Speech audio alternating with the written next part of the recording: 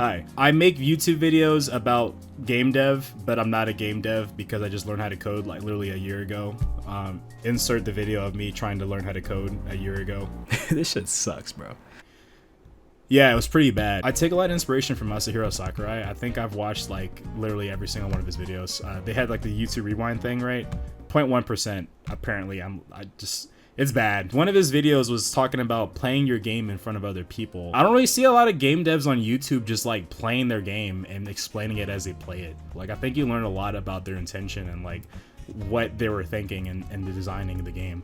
So I'm gonna try that today. I feel like I'm gonna play it, I'm gonna find a bug or something and be like, oh, that's a bug, and then end up cutting the, I don't know. Anyways, let me stop yapping. I yap all the time. Okay, I have this game. It's called Serene. This is the main menu. The music in this game is all made by the team. Just this background is not made by us. I guess is purely here for placeholder because I just need it for the vibes. I tried to take a lot of inspiration for Persona, so that's why there's like these little smooth transitions with the phone and stuff like that. We also got a credit system. It literally, some dude on Reddit made a template and I just stole it. I was like, yeah, can I use it? He's like, yeah, anyone can use it. So that's why I'm using it. So this is the credit screen. All right, great. The game is a visual novel. You talk. I have a good friend named Rob. He is very English. He has a very low English accent. It is beautiful. We did a prototype in Ren'Py for this. You abruptly stop typing, and without turning your head, you shift your gaze to meet Devon's. He's looking at you with a signature smile. His bright attitude is almost blinding sometimes. It's beautiful. It's the whole reason why we still use like this inner narration type vibe. I nod as I step into the main area of the bistro. My senses slowly adjust to the bustling atmosphere. Yeah, so again, another song.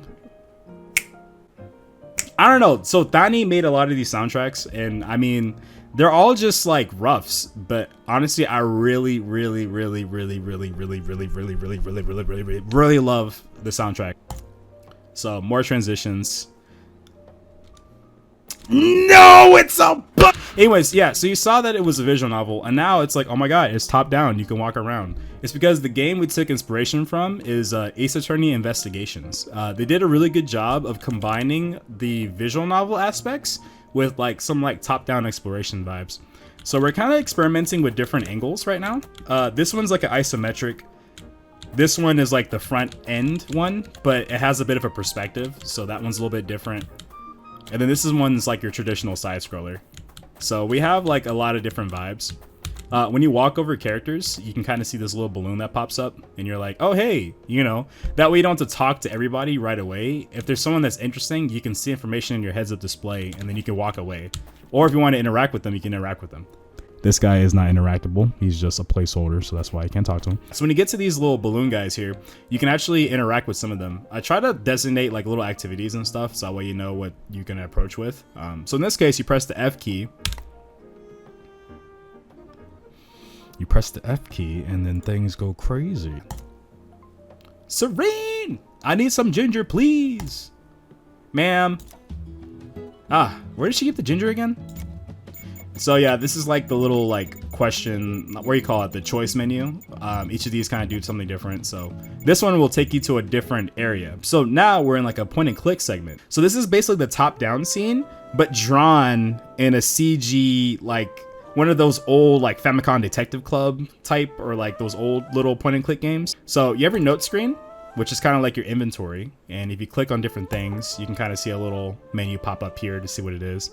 And I like to have, stats aren't really a thing yet, but I'm kind of finding a vibe of like how I want to do stats for different things. So that's why that's there. You can also explore. So the grade tables is kind of like a experiment we're doing with adding animations. So Gigi, the artist, the art director, she did a lot of these. So the background itself is something we found online, but these drawn on top is us. The plan is we're gonna actually redesign the bistro to actually be what we want, but this is like a placeholder, so that's why it's there. But yeah, so if you hover over different items, you'll end up seeing that there's different like conversations. So front table, you can talk to a guy. And he's like, hey there, do you know where we keep the ginger? and there's a bistro regular. They're like, "They're on the shelf behind you." Oh, right. Sounds like I should be the one behind the counter. Sigh. It's all right, little lady. I might split some of the wages with you. Me. It's just me. I just put myself in the game. That's all. He's having way too much fun with this. Yeah, so we got that. Same thing with Oasis. So the guy you saw earlier in the conversation, that's him sitting at the table here, right? Because he got this little, he wants his tea, right? And so you can click on the table and you see an impatient gentleman waiting for something, right? I wonder if that's who the ginger's for. And then you talk to him and it's like, oh, who is this guy? You know?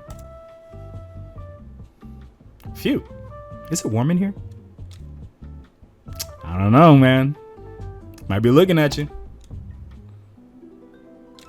You know what I mean? Just a vibe. Maybe I should leave him alone. I don't know why that's funny to me.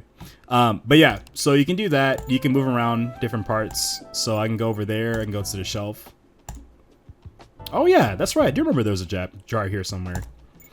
You can click around, look at these different bottles.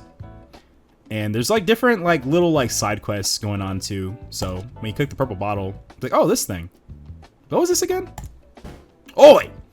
That right there is purple haze, missy. You better... you better save that bottle for me. Maybe it's best I put it away instead. So you can take the bottle. So this is where kind of the item system kind of comes into play, where you can kind of grab different items. Still experimenting with how far you want to take it.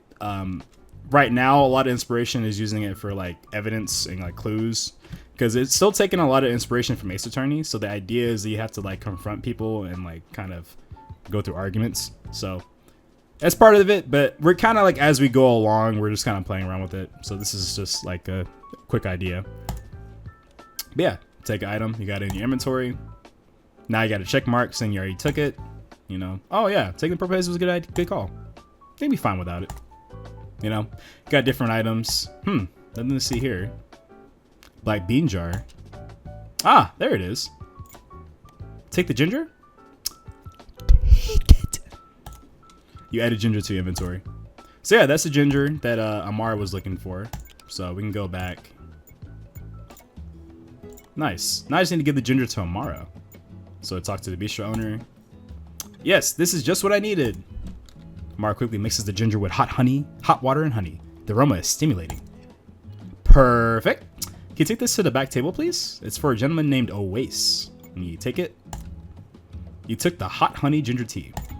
So then you're like, oh yeah, gee, I wonder who Oasis is. So I go back to the customers and I'm like, oh yeah, there he is. So I go over to Oasis and I'm like, excuse me, Oasis? Good afternoon. Oasis is looking at you with watchful eyes. Do you want to give him the honey ginger tea? Psych. Oh, never mind. Yeah, I don't know why I did that, but yeah. You can give him the hot honey tea and then give it. Here you go, sir. Thank you. And they all lived happily ever after. The end. Yeah. So that's pretty much the game. That's it. So that's my magnum opus. This is my life's work. Got a pause menu. Oh yeah, I didn't even show you guys. I have like a save and load screen. So it's kind of a vibe. It kind of works. Not really, but it kind of works. If I were to load it, we'll see what happens. It's probably gonna break. Yeah, it's gonna break. It's fine. But yeah, so that's my game. Yeah, I don't know, dude. It's kind of weird playing my own game in front of people because I get more nervous and I'm like, ooh. And I see the bug and I'm like, ooh, that's not good. What's going on? Hold on.